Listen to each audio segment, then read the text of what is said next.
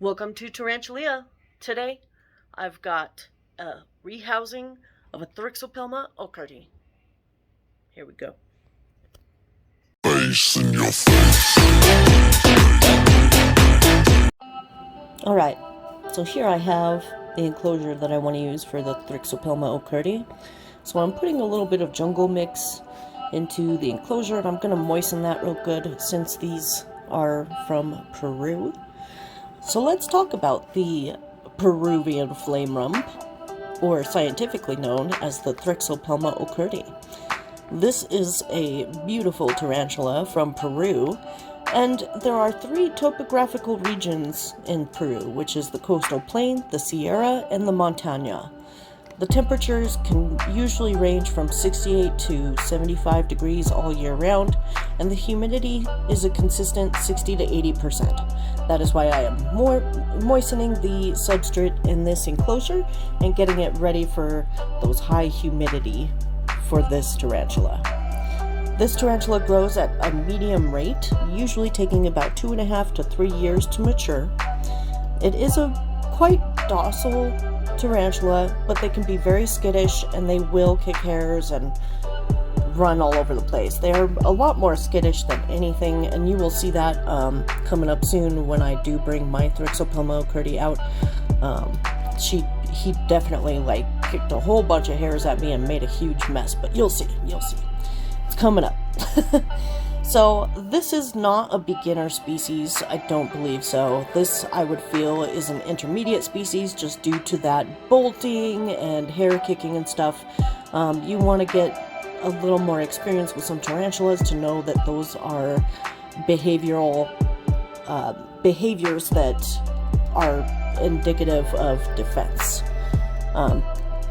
So, again, like I said, this is an intermediate tarantula. Definitely not for a beginner, but quite a beautiful tarantula. So after you've got a few tarantulas, then this would definitely be a really great species to add to that collection.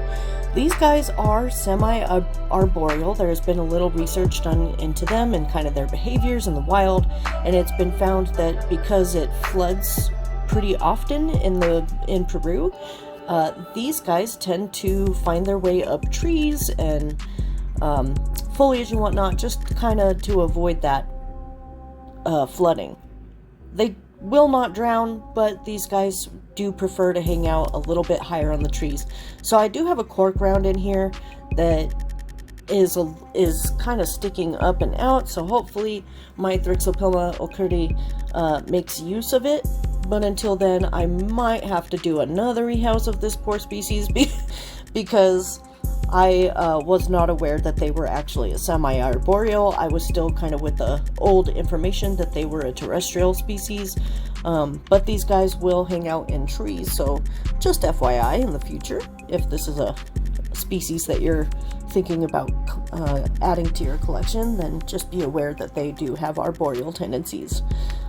This tarantula was discovered by Gunter Schmidt in 1994, so still kind of a recent discovery within the last 30 years.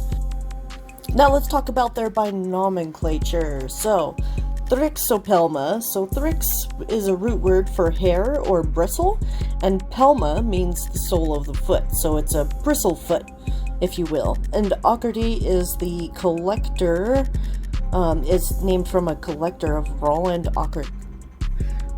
So that is how the Thrixopelma gets its name. As you can see, my leaves and flowers again had those cute little magnets that keep them stuck to the sides of the enclosure. I'm pretty sure that by the time you guys see this, my little beautiful girl here will probably tear them all down, as they're known to do. Now watch here, because this is, like I said, this is the enclosure that my T. ockerti is coming out of is still just a little small for my little guy here. So getting her rehoused was definitely a big deal. But it's clearly a defensive tarantula here. But you will see in just a moment that their first instinct is rather to run. So, and that's what this little guy did. He ran around and gave me a whole bunch of threat postures and booty in the air and kicked hairs. Watch right here, He kicks a little bit of hair at me, and you can see all the dust and whatnot flying in the air. Those are all urticating hairs that I definitely did not want on my skin. So since this guy was being a little stubborn, I ended up having to just take the entire cork round out. But this will help actually, you know, add familiarity into the new enclosure for this Thrixopelma ockerti.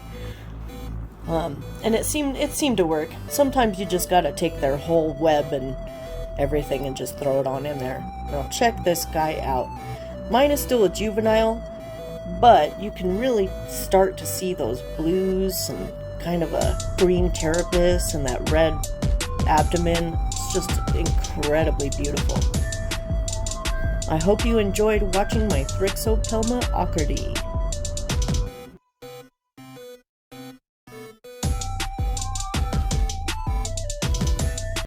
Alright everybody, thanks so much for watching. I hope you appreciated it and enjoyed it and whatnot. I sure did enjoy making this video, and I will see you guys next time. Don't forget, if you like what you saw, if you like my info, like and subscribe.